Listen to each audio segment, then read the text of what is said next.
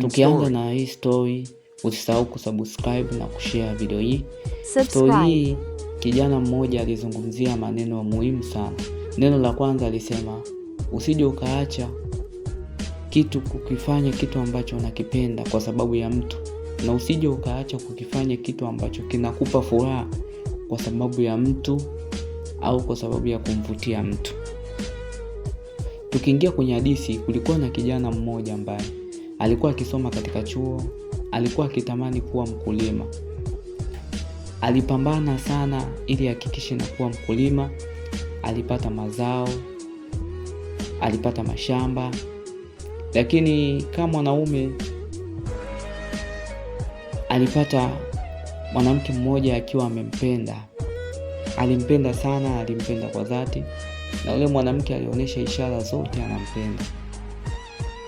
Basi kijana baada ya kuziona zile ishara, aliamua kutumia, kama yeye pia anahisia, aliamua kutumia nafasi hiyo kwenda kueleza hisia zake na kumueleza.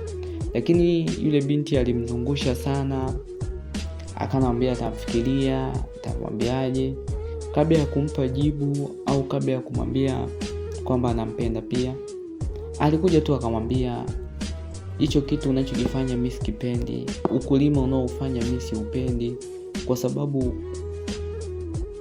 watu wengi wanaongea vibaya, watu wengi wanakusema vibaya kwa nini unakuwa mkulima, kwa nini unafanya ukulima.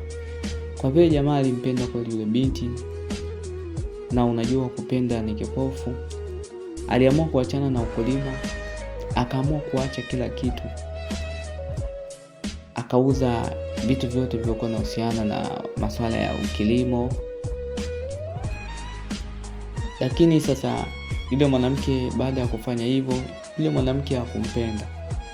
Yule mwanamke alikwenda akampata mwanaume mwingine ambaye alikuwa sharobaro tu, ambaye alikuwa hana hata hajielewi,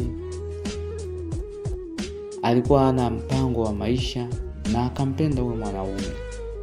Yule jamaa aliumia sana, akiangalia amepoteza vitu vingi, amepoteza ndoto zake, amepoteza nini, alishindwa kuanza.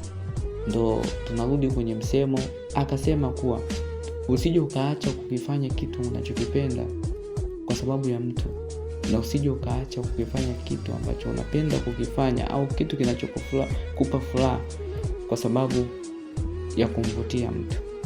Usisahau kusubscribe kujifunza zaidi.